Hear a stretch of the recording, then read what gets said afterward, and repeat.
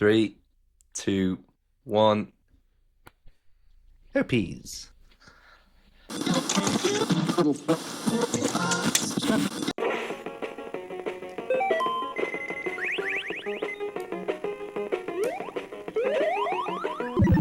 Kept you waiting, huh?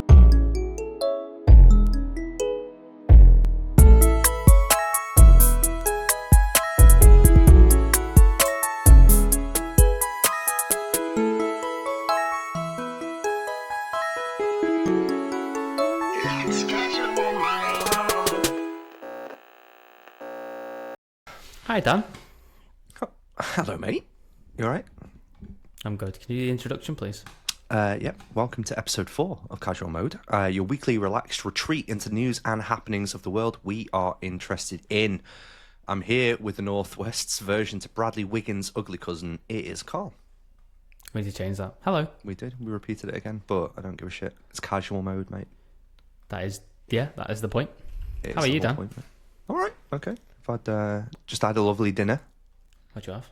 I had so air fryer, new potatoes, get them all crispy, mayonnaise with what was it? A couple of herbs, chives. So like almost like a potato salad but with crispy potatoes in it, all tossed together. Then on the side, flaming chicken tenders from M&S, all cut up. So it's all like together, really zesty and fresh and crunchy and umami and all the things that you want from an evening meal. Sick. Very nice. What did you have? A pizza. From the garage.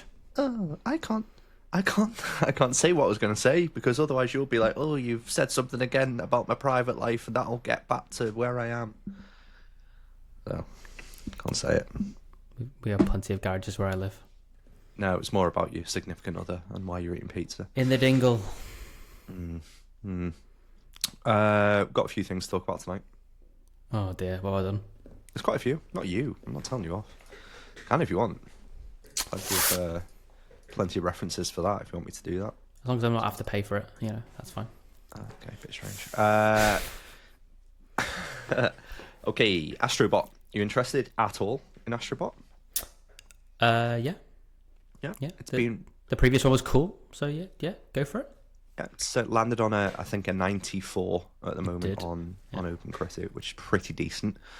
Heralded as a must-play platformer over on the Gamer. It said the Astrobot reviews are just in time for its launch tomorrow, and they are glowing.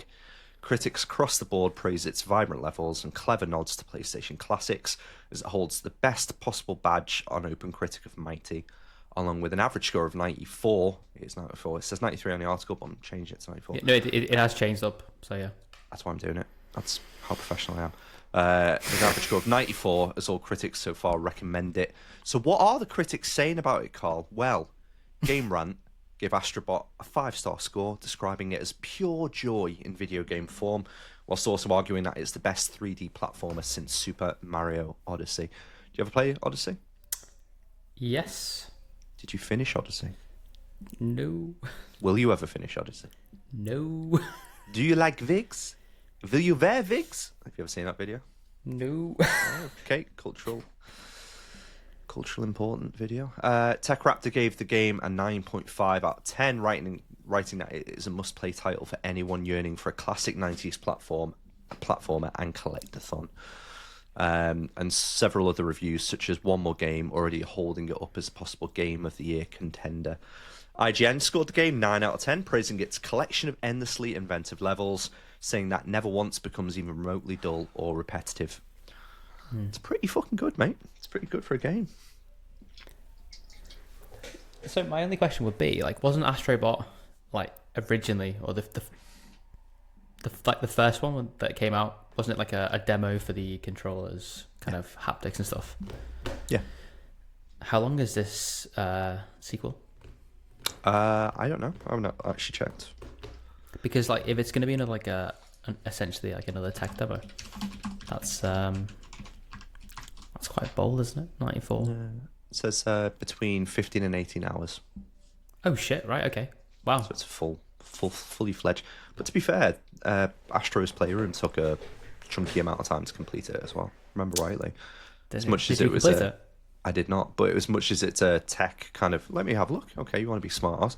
Playroom. How many hours? Do you Sorry, reckon? that was more a reflection of me No. remarking about how people can complete games, because I haven't completed a game since Dragon Age Inquisition, No, okay. which we fine. may have spoken about. No, you did complete God of War. So, 2 I hours, did? 2 hours 55. See, I know you well. 2 hours And Rocket 55 League. minutes. You haven't completed Rocket League. Mate. 2 hours 55 minutes on the main story for Astro's Playroom. So there you go. Okay. Well, that's pretty cool. I mean, the first one was a great game, and like as an intro to like PS5 and the controller, because the controller for me is still the big thing about the PS5 and any subsequent hardware offerings that they may provide. So that's pretty cool. Exciting. I might pick that up. Day one? I never play. I don't know. Is it a 50 quid? 50 quidder? I think so. Yeah, I think so. Absolutely no chance. It ain't cheap. No, absolutely no chance. I'm too busy playing proper games, you know, like Concord. So You stop trying to fucking segue us out I'm not. every time. I want to say something about Astrobot, and then you're like, Concord. Let's talk about the Steam Deck. Let's just jump all the way through the fucking agenda and ruin our evening. Because you want to be the boss. Do you want to host? Do you want to do it? No. Okay, that's what I thought. Anyway, let's talk about Concord, Carl. PlayStation. Raheem Sterling. No, okay. Oh, okay. PlayStation.blog. Concord fans, we've been listening closely to your feedback since the launch of Concord on PS5 and PC. I want to thank everyone who has joined the journey aboard the North Star. Your support and the passionate community that has grown around the game has meant the world to us. However, while many qualities of the experience resonated with players, we also recognise that the other aspects of the game and our initial launch didn't land the way we'd intended. Therefore, at this time, we have decided to take the game offline beginning September 6th, 2024, and explore options, including those that will better reach our players. While we determine the best path ahead, Concord sales will cease immediately, and we will begin to offer a full refund for all gamers who have purchased the game for PS5 or PC. If you purchase the game for PS5 for the PlayStation Store or PlayStation Direct, a refund will be issued back to your original payment method. Customers who purchase from other digital storefronts will also be refunded. More information about blah, blah, blah, blah, blah. Then it gives all the details about Steam, Epic, and then also goes into, say, other retail refunds for customers who have purchased a physical copy outside of PlayStation Direct. Please refer directly to the provider for said refunds. Once refunded, players will no longer have access to the game. We'll keep you updated, and thank you again for all the free gunners who have joined us in the Concord Galaxy. That escalated quick. I think it's because of our scathing comments last week. It was our scathing comments. They obviously listened to us and went, you know what? There's two guys there that have never played this game. Let's listen to those. Never will. Absolute mugs. Until it's free. Until it's free. That's what it means, isn't it? Saying, including those options that will better reach our players. So, I think we were texting about it. Free to play. Got to. Yeah. Got to be. Quite a few people are upset about it. 25,000 people, or I don't know if it's that many. Fewer. I'd say fewer. You know, it looked like a really interesting game, but I just think compared to the competition, we just rehashed stuff, but like, you know, compared to the competition, I just don't think it kind of makes sense. So, you know, if they do go away, spend some time. I know that some reviewers were saying that there was some story to it, but that the story wasn't really fully kind of fleshed out yet. Maybe, you know, with 6 months to a year plus 2 years, who knows? They spent 8 years on this so far. Maybe in that time they'll be able to build something out, bring it back free to play, and you know, it'll be interesting. Yeah. Tell you what's interesting. PlayStationLifestyle.net reports Sony doesn't have enough original IP, says company leadership. Whether it's for games, films, or anime, we don't have that much IP that we fostered from the beginning, Sony CFO Hiroki Totoki told Financial Times. We're lacking the early phase of IP, and that's an issue for us. So this came like a day after the Concord announcement. He added that Sony as a whole has been better at finding new audiences for existing popular IPs, and thinks that the company won't grow without creating content from scratch for higher returns. While new IP is certainly welcome, these comments are a little puzzling when it comes to PlayStation because the company has numerous game franchises that it fostered from the beginning or could have, but they have since been abandoned. Look no further than the featured image for some hints. Heck, one of PlayStation's biggest new hits from the PS4 era, Bloodborne, has pretty much been left to die. At least that's what it looks like for now. Meanwhile, games like Until Dawn get another lease of life, blah, blah, blah. So, Zemena Khan, by the way, wrote that and thinks she's just a bit annoyed by the fact that Bloodborne's not being iterated on or being given a remake, but Until Dawn has. So that's quite interesting. Do you think Sony's got IP? Or Sony's fostered IP from the beginning? I mean, strange comment. We talked about this in the car this morning, didn't we? We were struggling to go through them ourselves. Possibly. They comment about the idea that they found more success with existing popular IPs is, well, I mean, that's obvious. It's not just games, that's movies as well. Like, sequels happen for a reason. But what are they doing about it? Exactly. If Xbox are buying studios left, right, and center, or Microsoft are buying studios left, right, and center, but they're struggling to generate stuff. Well, they're trying, obviously, because of the Concord saga. But don't forget they bought Bungie. Like, they've definitely got things that are piping, and then you think about Naughty Dog hasn't released anything new in a couple of years. Like, again, it's been doing remakes of previous games and readjustments of previous games, so there's nothing especially new come out. But I've got a nice little list to kind of run through. So it features all of the games from well, I think it includes the ones that are recently involved as well, but this article is from May 14th, so there may be a few that I'm missing. But which year? 24. Astro's Playroom, obviously. Concord, not so much anymore. Dark Life Excalibur. Nope, don't remember that one. Demon Souls, bought it, haven't played it yet. Bluepoint did that. Destruction All Stars. Yeah, okay. That was released date February 21. Fair Games. Final Fantasy VII Remake. Final Fantasy VII Rebirth. They've mentioned both just to pad this out. Final Fantasy 16. Padded out again. Yeah. Forspoken. Helldivers 2. True. Yeah. Horizon Forbidden West. And that's a recent IP as well. That's not like it's something that's been... I mean, it's last 10 years. Yeah. But like, is that what? How Forbidden West, is that a year, 2 years? April 23. Yeah.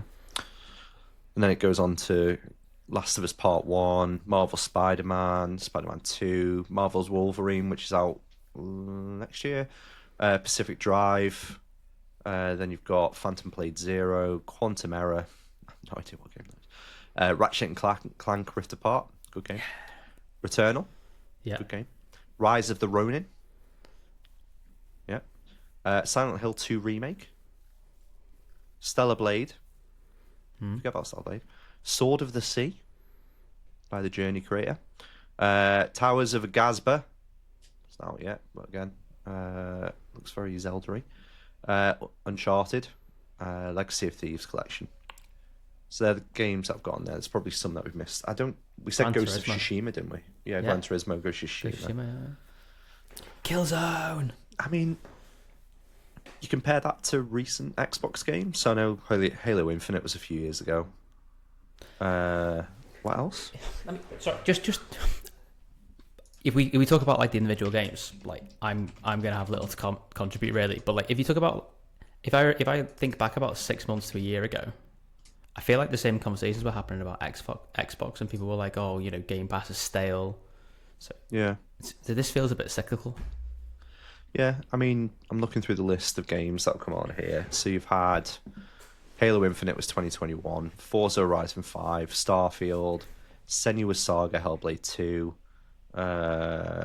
Ori and the Will of the Wisps was 2020, so I won't count that. But Stalker 2, Flight Simulator, Avowed's due. You've got... in fact, you know what? I haven't actually got a list of future-looking games for Sony, so it's probably not fair. Fable's not out yet. 33 Immortals.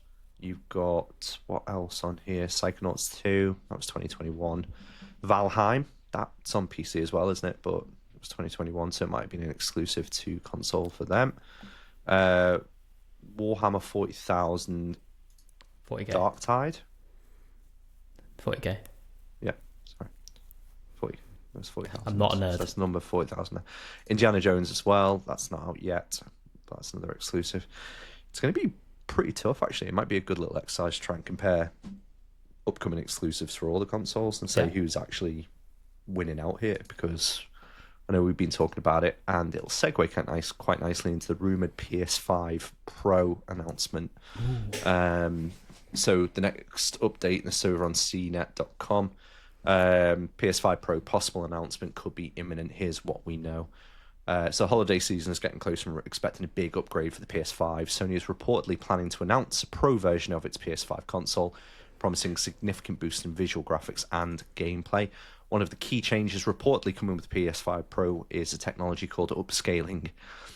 Yeah, this new technology, which uses artificial intelligence to create images with more detail and lighting effects without as much need for raw performance. Cited by Tom's Guide, Dear Labs leaker Billibuncan reports that Sony will officially announce the PS5. Like, why have they got names like that? This here's the leaker, Pikachu-san. Here's that leaker, Fridge. Me in my teenage years. Yep, you're the fridge. Okay, yeah. Not a fridge freezer. Sony will officially announce the PS5 Pro in the first half of September, so any day from now. Fantastic. Insider Gaming reports that Sony is set to be at the Tokyo Game Show from September 26th to 29th, and speculates that Sony could use that event to make its announcement. Sony didn't immediately respond to a request for comment. They're too busy planning for EGX, that's why. That's what I'm thinking, yeah. It's very, very interesting. Very interesting. So we could get a Pro build at EGX. Yeah. Another thing that we could get at EGX, we're flying through these. Nate the Hate says Switch 2 has backwards compatibility. And there's been a steady stream of rumours relating to the next console that Nintendo is releasing. So far, the company has said very little about the Switch successor. However, rumours earlier today are suggesting that the company may not be holding on to it for much longer. That said, that's not the only Switch 2 related thing that's fueled speculation. You see, Nate the Hate, a reliable leaker insider, has made a post on Reddit saying that the Switch 2 will have backwards compatibility. He isn't the first to say this. There's been a history of Switch 2 rumours saying the same. In fact, some have gone as far as saying that backwards compatibility will be for both physical and digital games. Nevertheless, nothing has been officially confirmed yet, so we're just going to have to wait and see. So, what are you... it's more of an interesting question to you. Backwards compatibility feels like, yes, you should definitely have that, but what else do you want from a Switch successor? I want it to be called the Switch U. No, you don't. What do I want? It's difficult to say, isn't it? Because, we're a gaming podcast, so we should probably try and articulate. So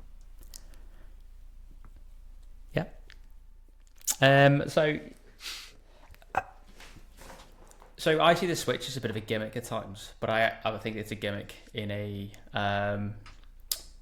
more kind of saturated market. There's loads of handhelds now, so I just think that they need to kind of bring their IP to device, which it's still handheld, fine, but they need to kind of modernize. They need to bring an offering similar to like your PlayStation and Xbox, where that level of graphics is higher. Like, I know they've not done that in the past. I think they have to do that because the competition in the handheld market is so rife now. Yeah. What do you want to see? IP. I don't care about the technical aspect of the Switch. Like, as much as it'd be great to get a nice screen on it, OLED, and you got a decent processor in there, for it to be a bit beefier than the games that we're playing at the moment. Like, how old's Odyssey now? Like 5 years old? That's still a great looking game. And you look at things like Breath of the Wild, Tears of the Kingdom, like the use of art style in Nintendo IP usually supersedes graphics and fidelity. So I'm quite happy with that. Performance issues aside, like, I think all I want to see is more Zelda, want to see more Mario, Luigi's Mansions. I want to see succession plan of amazing games from third-party developers as well that have had this console for several years. Shovel Knights, all those kind of different parts, and I don't know, like, yeah, games. I just want to see games. I think that's the best part about the Switch, is the fact that I got excited to pick up a game on a Switch instead of waiting for, I don't know, playing an indie on a PC, that kind of thing. So yeah, that and Nintendo IP. When's the last time you bought a game on the Switch? Thank goodness you're here. Thank you, but what's the name of the game? Thank goodness you're here. Good. 2 Ronnies, love it. Video game analyst David Gibson is of the firm opinion, by the way, that the successor to Nintendo Switch will be unveiled this month and released in March 25. He's actually said that he thinks they should avoid, or they will avoid, Tokyo Game Show because of the PS5. And he said no one seems to have noticed that the Nintendo assembler Hosiden is spending 2 billion yen on production equipment and 1 billion on automation in financial year. So it's the fiscal year 3/25 for its major customer in amusement, which is Nintendo, and he still expects September news and March 25 release for next device. So basically, this assembler is now gearing up to start building these Switches. So it makes sense that an announcement's imminent, and that it also follow the same release or announcement and release cycle as the Switch. How much do you think it should cost? How much can you get a brand new one now for? Like 220, 230 retail? Similar? More? I'd like to see. I would like them to do the iPhone, and by that, I would like to see them release a low-cost one. I would like to see Switch them bring. to SE. Yes, I'd like a mid-range one, so just your standard Switch, and then I'd like a Pro version of it. Right. Okay. That's me, because I'd like the idea of the options between What makes it an SE? What makes it a normal? What makes it a Pro? It's handheld only, similar to the Switch Lite that you can get at the moment, and maybe it's not got the ability to dock, that kind of thing. Sorry. And then the mid-range one, like, can dock, can do all the things that you want. It can use the existing Switch hardware to do docking. And then the Pro ones, all of that above, but with an OLED screen, better processor, and I don't know, like, it can play games faster, that kind of thing. I don't think they'll alienate people from playing certain games on different hardware. Okay. Not Nintendo. Yeah, okay. Not yet. Well, not anymore. So yeah, I don't know. It seems imminent, which is cool.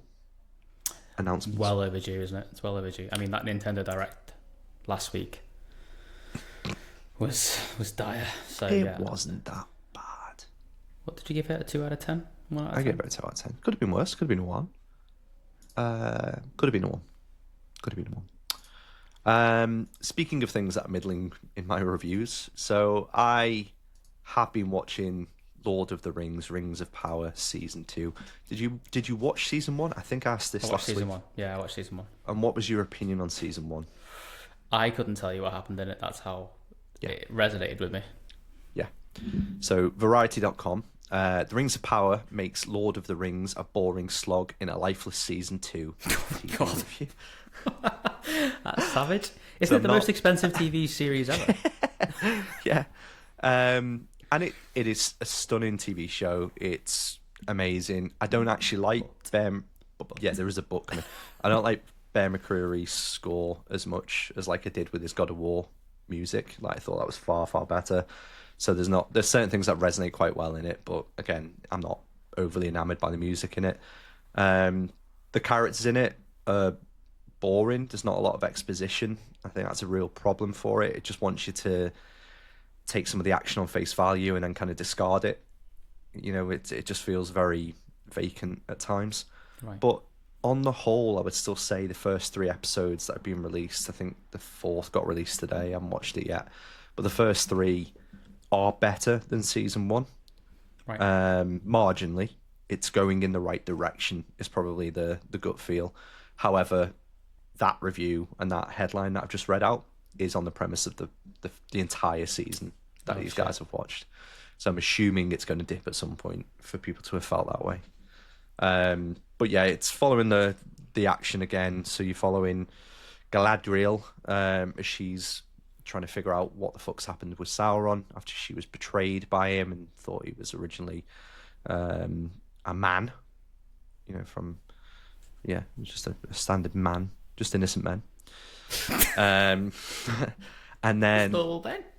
just normal men. And then it's kind of like it's trying to do the Game of Thrones thing again of like splitting multiple storylines off and going to Numenor and seeing what's happening there, and then what's going on over on this side with the elf and the boy that's now orphaned because his mum died in the last season.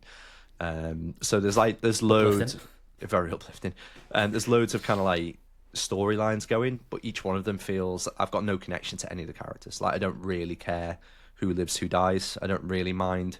Like Galadriel, Kate Blanchett.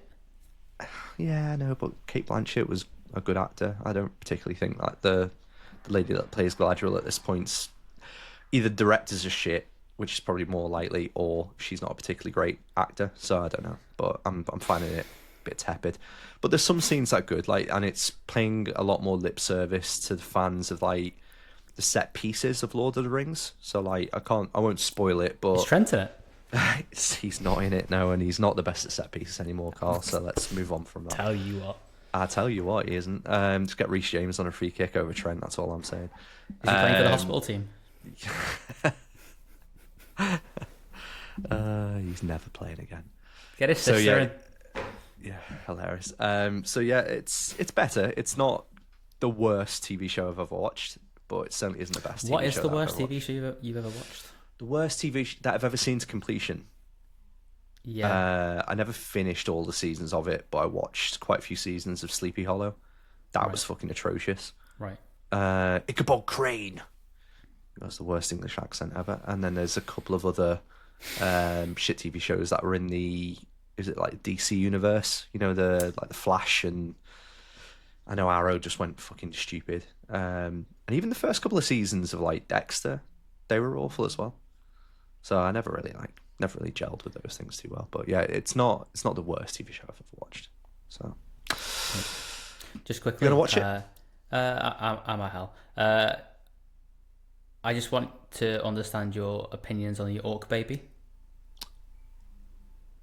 The Orc Baby was...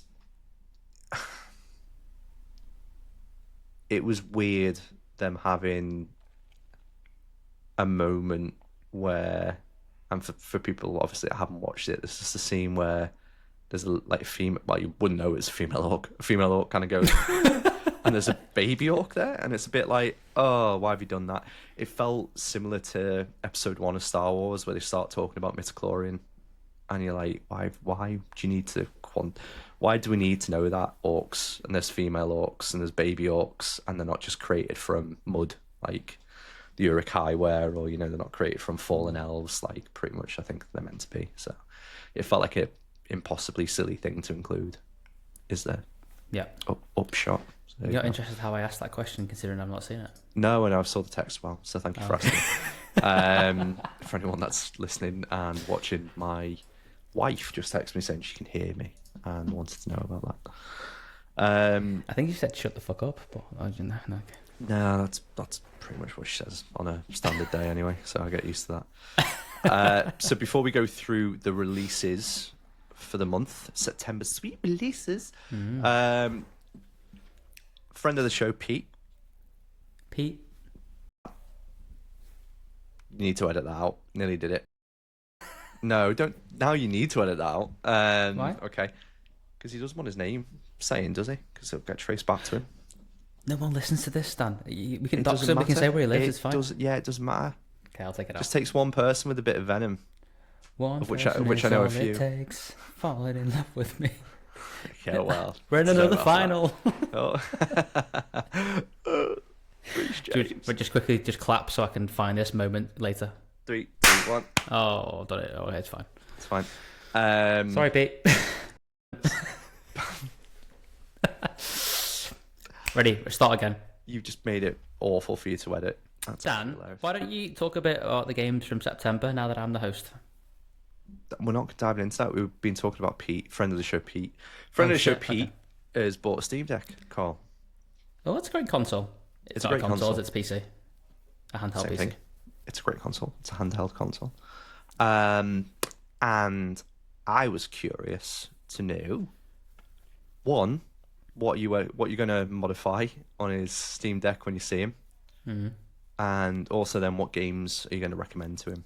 Because I know he's modded it already. Not modded it, but he's playing World of Warcraft on it, and I feel that's probably going to be the only game that he ever plays on it as well.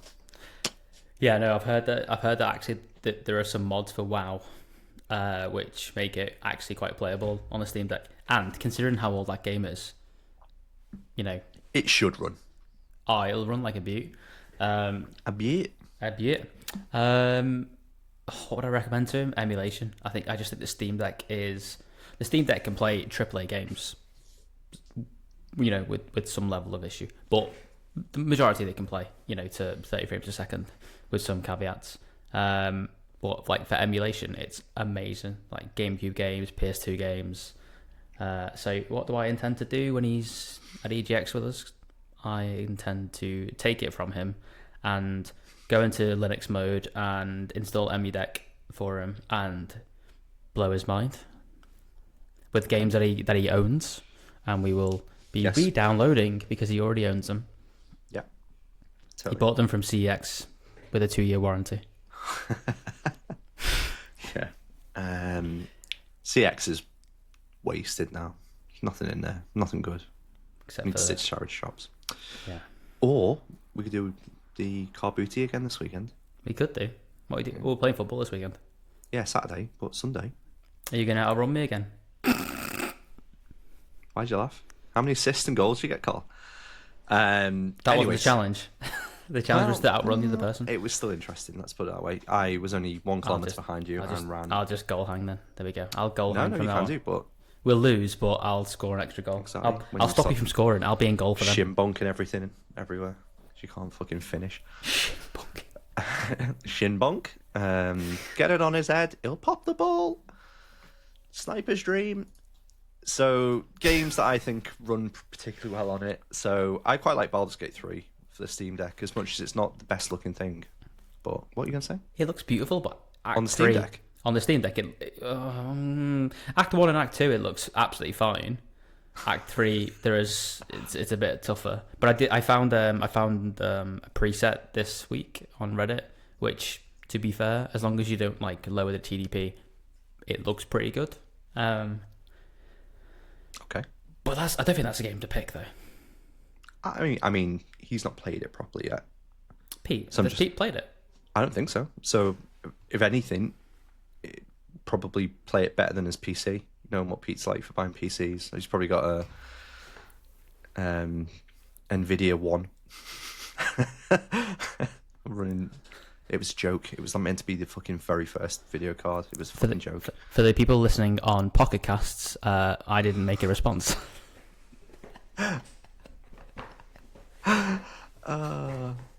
Just Jason, who's made his own app called Pocket Casts. Bless. So other games, like I liked things like Dredge on there, things like Dave the Diver, because you can just get those indies cheaper on that game, and I think it's probably worthwhile. Hades, no brainer if he's not played it. Citizen Sleeper, again, makes perfect sense. That's a point actually. If I got Citizen God of Sleeper, War runs pretty well on it, to be honest. It does. God of War does, yeah. So pretty much anything runs pretty well. I think like Vampire Survivors, another good one. Cyberpunk, yeah, really good like option. 40 frames a second. Weirdly. Solid. Yeah, no, it's great. So basically every game is pretty good on the Steam Deck. Total War struggles, but that's mainly because of the ergonomics of the trackpads. But you can make it work. The trackpads are great. Yeah. So and this may sound absolutely stupid, but Can you censor yourself on the microphone for once in your fucking life? Sorry, I like to.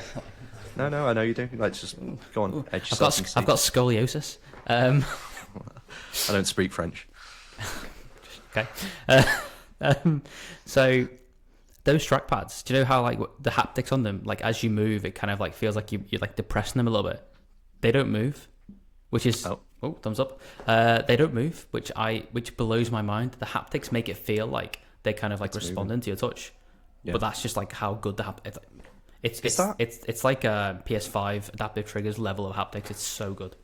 Was it the Steam controller that came out before it that had something similar on it, and that's the same tech? But that was like a tugboat. I mean, people like that online, but like it just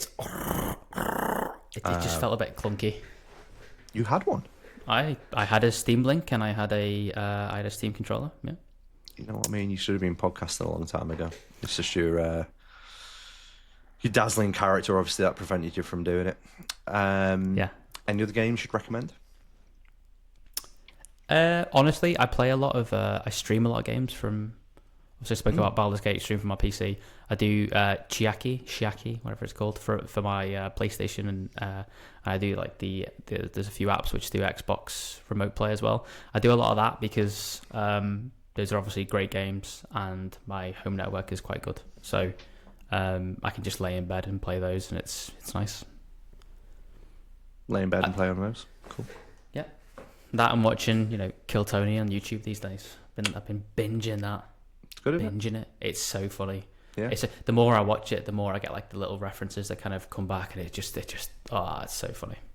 It's good when you find, like, you're naturally watching it and you find a golden ticket winner, and it's like, oh, okay, that makes more sense. And like, if you go back and watch like Hans Kim's first show, yeah, and then him coming through, and like, I always forget William Montgomery, that guy. Yeah, he's funny.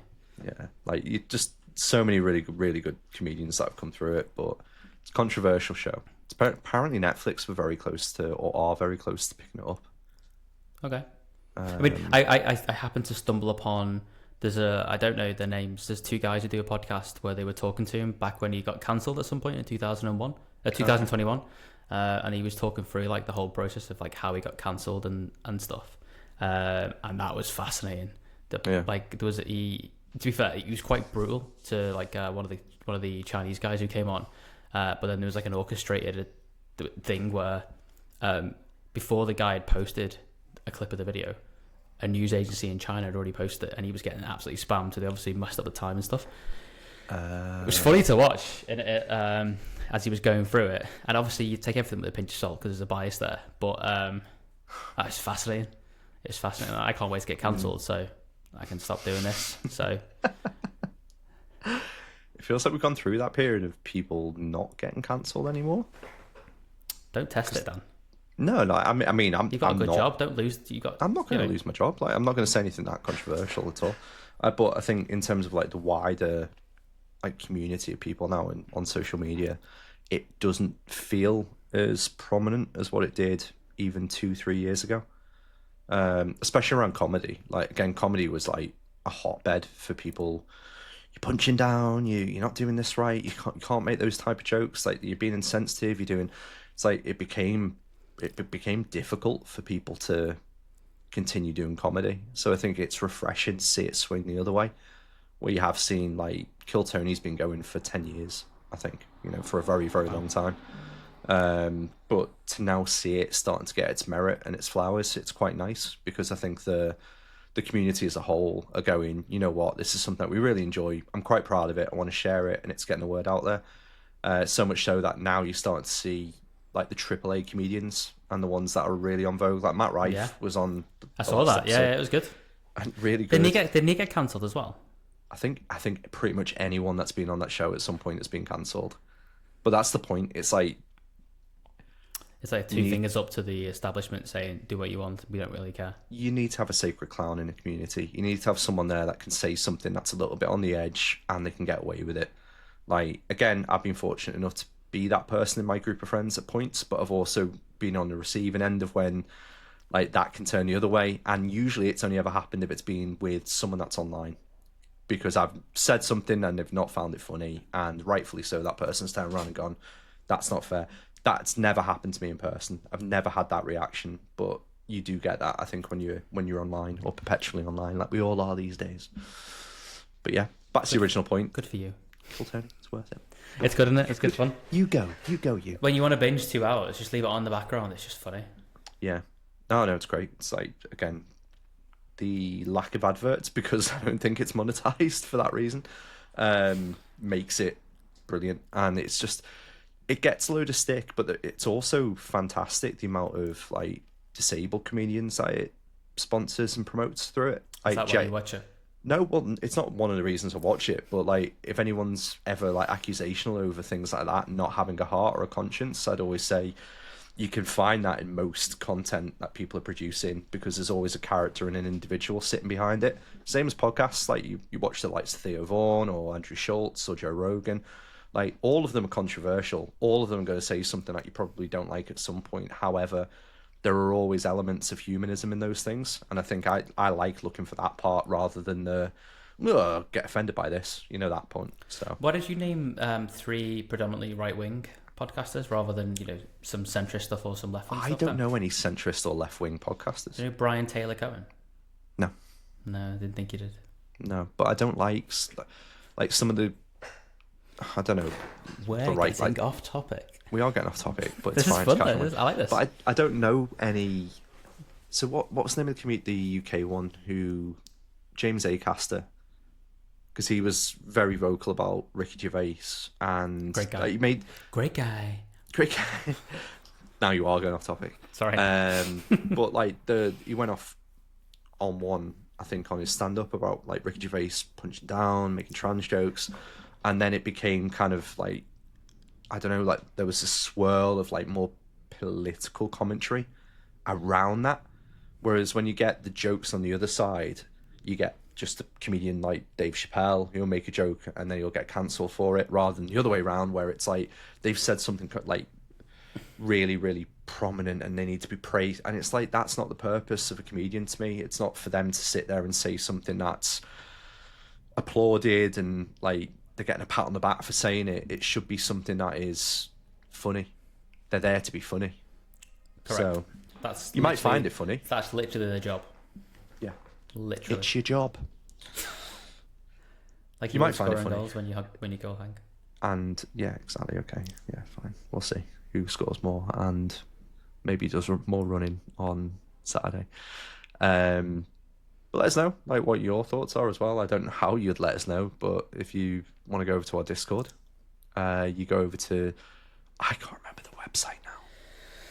It's casual mode, is it? I think it might We'll just put it in the description for those who are on YouTube. You know, Yeah. like, subscribe and share. We won't cancel you. We won't. You know what? We won't even get angry at you. We entertain anyone's thoughts. We're open-minded. But if anybody besmirches the good name of Ricky Gervais, I will respond personally. You will respond personally with Ricky Gervais memes because that's all you tend to do, like, and then just start Get out. peppering them with things just to try. Yeah, exactly, just to try and annoy them, which tends to work quite well. Tell you what, while we're on the topic of annoying each other, should we talk about the football? That won't annoy me. Let's talk about the football. I forgot who was it who said that he's seeing something like something weird happening at Liverpool. There was like a interview today with someone. I can't remember who it was. Weird in what sense?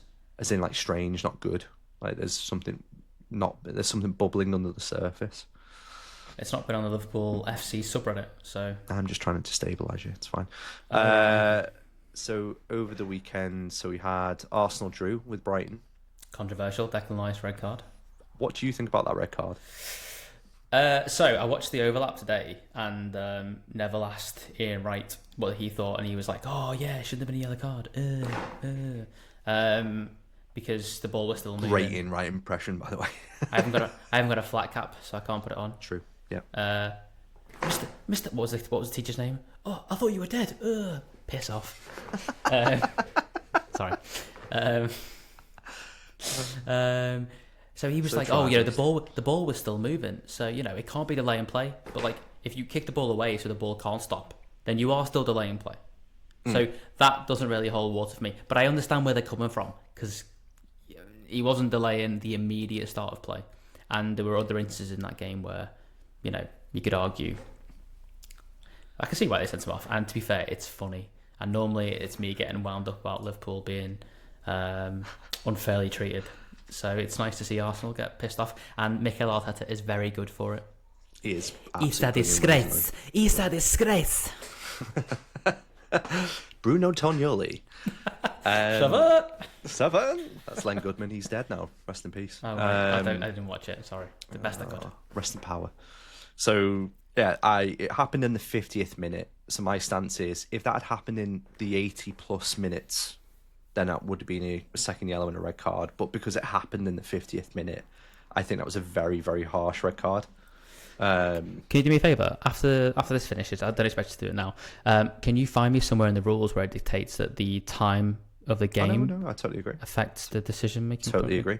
But the urgency of the players to try and move on, and like the Brighton players to try and carry on. Yes, it's a foul, but is it worthy of a yellow card at that point? Because there's still plenty more football to play. It's not. Plenty, and in that context, that's where I'm going. I just think it's a very, very harsh thing to give. And he did get booted. He didn't just like he didn't do Rivaldo. He didn't just throw himself down on the floor. He got fucking wellied. Yeah, and he's like on the floor holding his leg, like what the fuck? And then Danny Welbeck's going, "Well, you did do it." He's like, "You should have got sent off." What I'm going to do now for the benefit of the edit is I'm going to put Jake from the in-betweeners and just go, funny. Why'd you do that? Funny. Speaking of funny, Everton were winning 2-0. 2-0, coasting after goals from Keane and Calvert-Lewin. And then in the 87th minute, they conceded 1 goal. It's all fine. Calm down. It's okay. It's only 2-1. Yep. In the 90 plus 2, they conceded another from a guy that's never scored in like 6 years or something, but scored with his head, Cook. And then Sinistera in the very... What? What have you called him? Cook. That's a bit harsh. Yeah, I know he's not sitting there in the weird chair, is he, in hotel rooms? He's like, that's his last name, C-O-O-K. And then Sinistera, which could mean the same thing, but in a different language. I don't know. He scored in the 90 plus 6th minute to make it 3-2.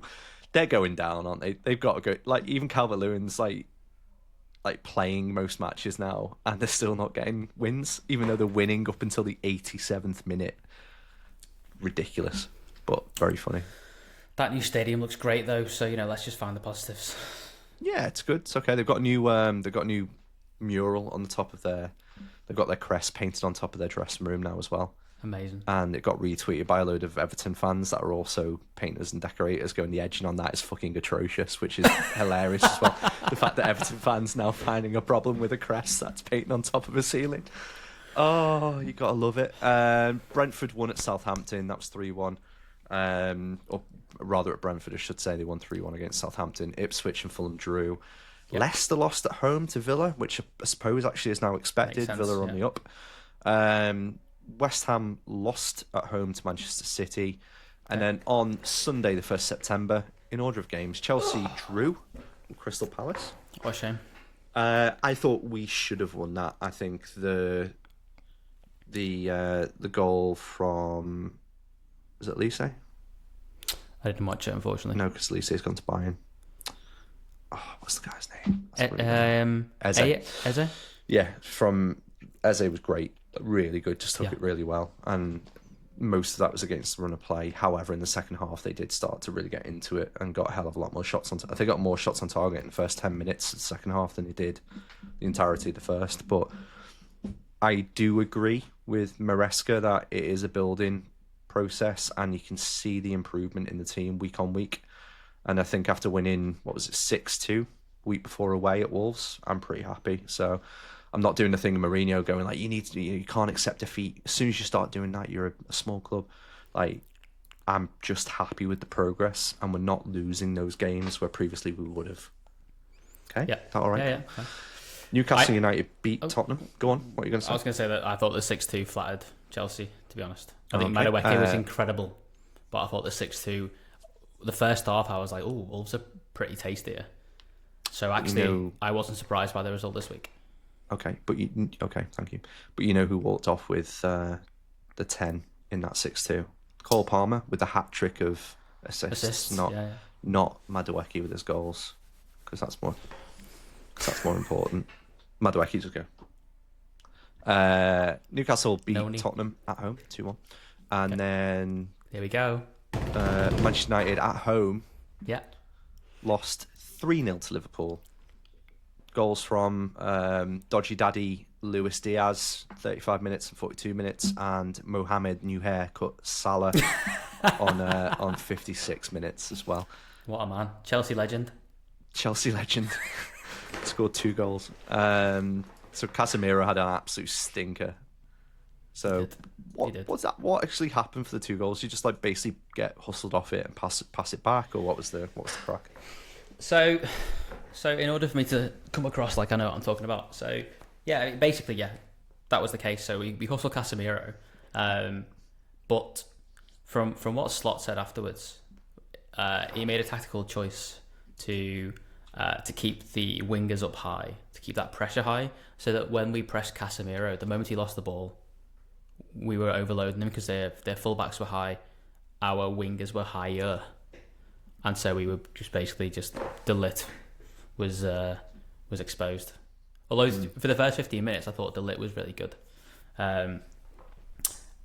but we were just incessant.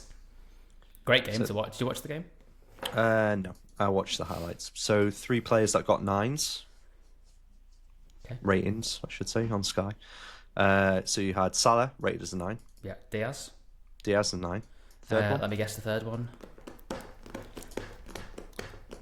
Gravenberg. Yes. Has to be. Yeah, he was class. So he's coming into his own as well, which is interesting. 11 years younger than me, which really hurts. Who was the lowest rated player on the United? I'd assume Casemiro.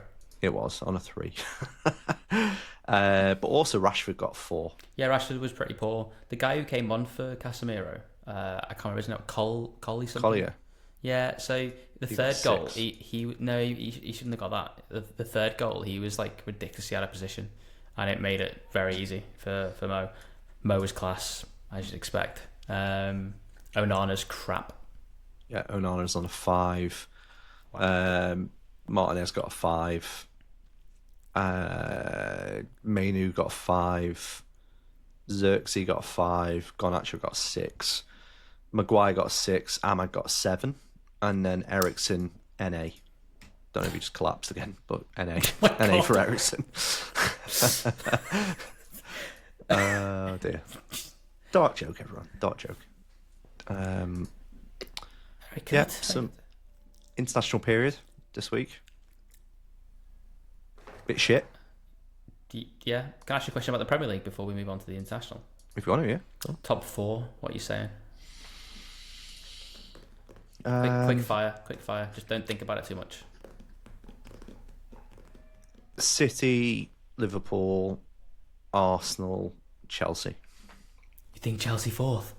I think so. No. I think we've got more than United have. More than Villa? Yeah. More than Tottenham? Yeah. More than Newcastle. I'd say in terms of squad depth. No shit. No shit. You've got a second team of first team players? Exactly. In terms of talent, 100%. Depending on what happens in January with a striker, then yeah, if Nicholas Jackson gets us through to then with a couple of goals, then that'll be fine. Now that Osimhen's gone to Galatasaray and has a break clause in January that he had to negotiate himself because he sacked his own agent, let's see what happens there. But that's mental. That's mental, mate, absolutely insane. So we couldn't. What's get even a more deadline. mental though? Did you see Ivan Toney's contract? Yes. Like 20 grand a week to 400,000 a week. Yeah. I know. Fucking hell. And he's just. I saw the video where like they're doing a chant for him. He's just like moving along, like keep singing, boys. Money, money, money, money. Yeah, that's all. He's just got that just the ring in his ears, like the amount of bets. money, Think of the accumulators he's going to put on now. Oh, Fucking mate, he's just wiped his. Is that legal Gambling debt in Saudi? Is gambling legal in Saudi? It's frowned upon, isn't it? I don't think you can. Unless I mean, if you're not of that religion, then maybe I don't know, but I'm not especially au fait.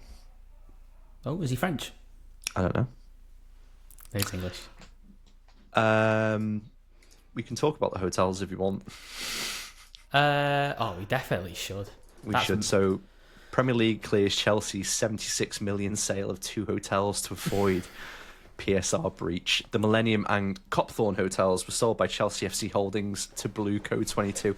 Not even to a brand new biz or to like separate competitor, like sold internally, similar to what we tried to do. Do you see the David Washington deadline day move that fell through? Yes, the Strasbourg one. We tried to sell him from Chelsea to Strasbourg. We only had him for a year for an extra, I think and nobody would take him on loan. Nobody would take him on loan, so it's 18 million. I thought it was 23. I don't know. It might have been, but it was basically a shitload of money, and it was apparently to try and fund Sancho and Osimhen if both were going to come and keep us within the tolerances.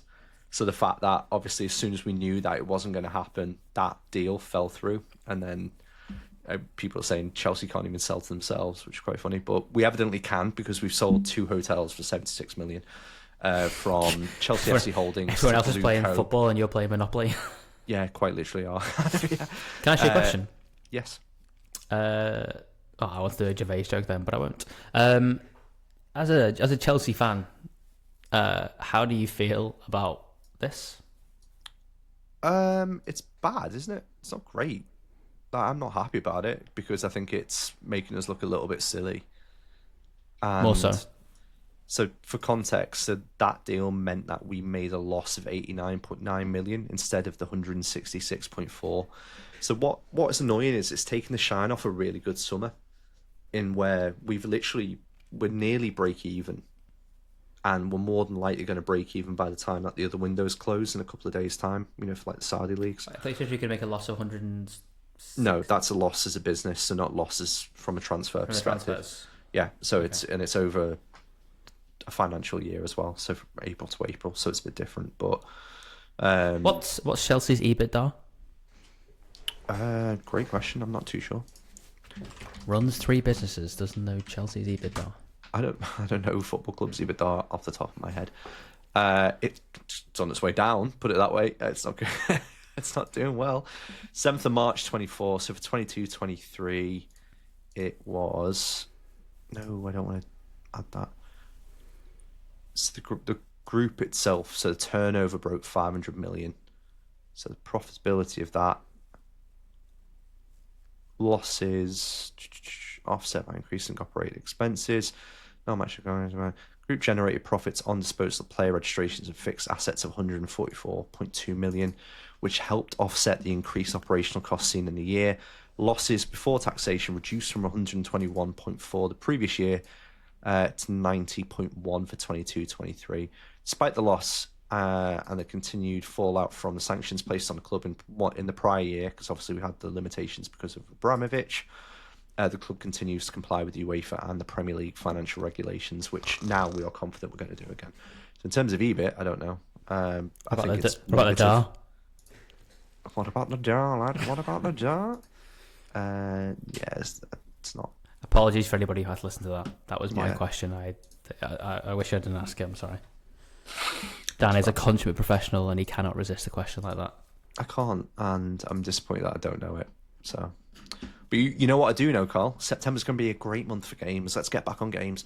So I've brought GameSpot.com up. They've got some of the highlights of September. So we have got a game coming out on September 3rd, so it's already out, called The Casting of Frank Stone. The Casting of Frank Stone. Okay? Excellent. Does that sound good to you? Sound like something you might want to play?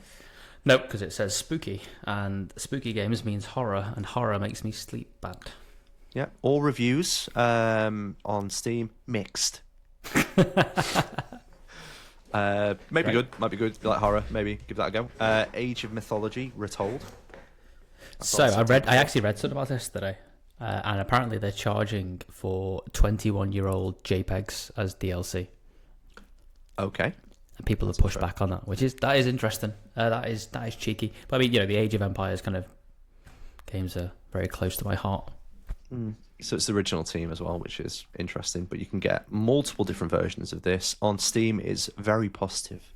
So 91% of the 5,000 reviews for the game are positive. Can you do the old cheats? I'm going to guess that you probably can. I don't know that for fact, but there you go. I've broken an exclusive on this that I don't know. What the Car, which I think is the follow-up to the very successful What the Golf. I haven't played What the Bat as well. That's out on September 5th on PC. You can also get it on Apple Arcade as well at the moment, which I've got a nice new subscription to because I got my contract renewed. Well, actually, I got rid of my 3 contract, which was costing me £95 a month.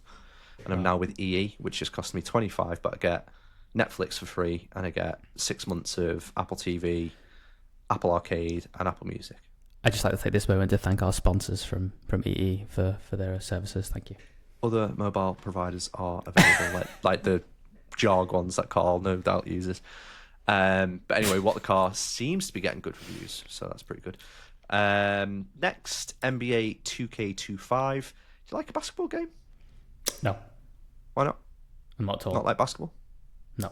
I'm good at basketball. I could beat you at basketball. You probably could. You told me. Yeah, that's I'm not faster than either, and I can run more. You can't score more. So I think what's more important is the person that can assist and score. So that is out on pretty much absolutely everything apart from the Switch. So Oh, why not the Switch? I wonder why. El Paso Everywhere is out, and that's on PS5. I've looked at this. The box art looks absolutely amazing. It's only a $30 game according to that. So let's have a little look and see if I can find any of the reviews for it. Where are 9.5 from Noisy Pixel and 9 from Paste Magazine. Got 4 Eurogamer. Wow. Yeah. Just buy it. Just buy it. Don't even think about it. Just buy it. Metacritic 78%. That's not bad. It's not bad, that call. It's not bad. That is out on September 6th. Astrobot, spoke about this. This is out on September 6th as well. Tomorrow. On a 94 at the moment on Metacritic, so it seems to be worth it. Warhammer 40,000, Space Marine 2. That's out on September 9th, 40,000. Have you seen the videos of that game? I It haven't. looks stunning. That was my Looks counter pick stunning. on Fantasy Critic, and I got fucked because of it. That's on PC, PS5, and Xbox. Yeah, that looks pretty good. The reviews seem great for that as well, which is good. Yars Rising, and it's apparently a reboot. Yas, Queen. River City Girls developer Way Forward. Okay, it's interesting. That is out on September 10th on everything. Marvel vs. Capcom Fighting Collection Arcade Classics is on September 12th. PC, PS4, and Switch. That should be good. And what else is pipping? Okay. Lollipop Chainsaw Repop is out on September 12th. It's cheerleader and skilled zombie hunter Juliet Starling with this remake. Okay, so you got that. Wild Bastards is out on September 12th. So it's said more than just a Wild West version of Void Bastards. Wild Bastards expands on the strategy FPS and roguelike design of its predecessor. Void Bastards was popular in the cross-players community, so let's see how that gets on. Grapple Dogs Cosmic Canine, September 12th on PC, Xbox Series X and S and Switch. Final Fantasy 16 is coming out. It's been out for a long time on PS5, so I don't know what. But more than a year after it first landed on PS5, it is now making its trip to PC. So you can get that version there. And it's got several technical upgrades. God knows what that means. A game that I've been waiting for a while, The Plucky Squire. That looks absolutely stunning. That's out on September 17th on pretty much everything and Switch as well. And apart from that, you've got God of War Ragnarok, September 19th on PC. Will you play that? Not on PC, but I will play it because I just haven't got around to it. Dead Rising Deluxe Remaster. Do you ever play any of the Dead Rising games? I did. Did that come up? Wait, I played one. I don't know if it was exactly the same one. Or like Dead Island, maybe? Are they the same? No, that's their first person game. So different games, mate. It was one like in a shopping mall in America where you just killed zombies in like the shopping mall. I don't know. It was good fun though. I think it was a 360 game. Yeah, anyway, let's move on. Frostpunk 2 is out on September 20th. That's from 11-Bit Studios. That looks pretty cool. Tiny Glade is out on September 23rd. It said if Epic Nordic decide and using Hong Kong as a test track for your new Fari don't appeal to you. What fucking sentence is that? If you adore games that allow you to express your creativity, you'll get a kick out of this little sandbox that lets you construct your own castle, as it features smooth freeform building gameplay. Yeah, there's no wrong way of playing it, which is quite nice. So that sounds pretty nice as well. Greedfall 2, The Dying World, is out on PC via early access. I never played the original, so you've got Disney's Epic Mickey rebrushed on September 24th on pretty much everything as well, and The Legend of Zelda: Echoes of Wisdom on September 26th. Did you play the last one? Not Tears of the Kingdom, but the kind of like the I always feel like kinda- the yes, exactly. Yeah, no, I've got it downloaded from the store. Okay, the store, the legal store. But Echoes of Wisdom looks pretty cool as well because you get to play Zelda, so that's nice. EAFC 25 Now we're talking. is out on September 27th. What a game! Are you definitely getting it? I don't think we've got much choice because I don't think the new FIFA game is going to be ready until the next year. So I'm not playing eFootball because it's free. So it's poverty football. So I think we've got no choice really. Okay. What do you reckon? No, I'll give it a go. Day one? Yeah, why not? Why not, eh? Why not? But we need to see the reviews for clubs. Because as long as it hasn't gone backwards. They've gone hard on clubs this year. They're pushing it because they probably go, you know what, that's going to get more people engaged. The question we've really got to ask ourselves is, are we going to go half so that Matt can also get it? Because he's not going to pay for it himself. I'd be up for that. I'm pretty sure we can do that. It's good to give back, innit? Good to give back. It really is. It really is. Something that was announced before as well, just to kind of tag on the end. So on the 26th of September, Balatro comes out on mobile. That's a very astute move, and it's going to ruin my life. In fact, it won't, because it'll just replace Marvel Snap on my daily games. So is that anything like Genshin Impact? no, it's not, and it hasn't got as long a loading screen when you try and update it on lunch every single time we go and I just want to play. sit down. You just want to play, but you just sit there with a loading screen, and it's almost as if you're just happy to accept that. The best loading screen. The best. In the world. Melania.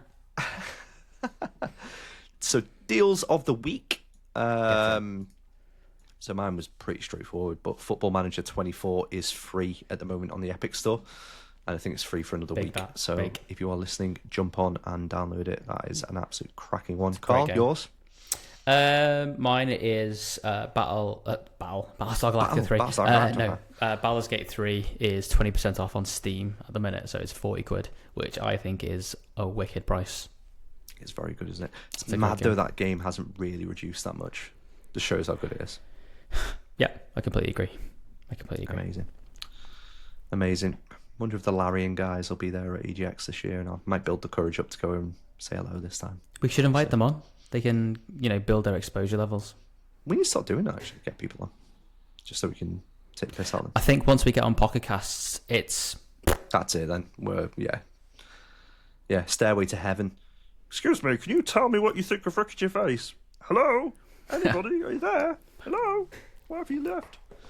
All right, well, there we go. That's everything. We've got our deals in. We've got all of our subjects that we've got. We were talking about Lord of the Rings, football, talking about Steam Deck. And we need to do quite a bit of editing to take out Pete's last name. Don't say it again. Pete who? Exactly.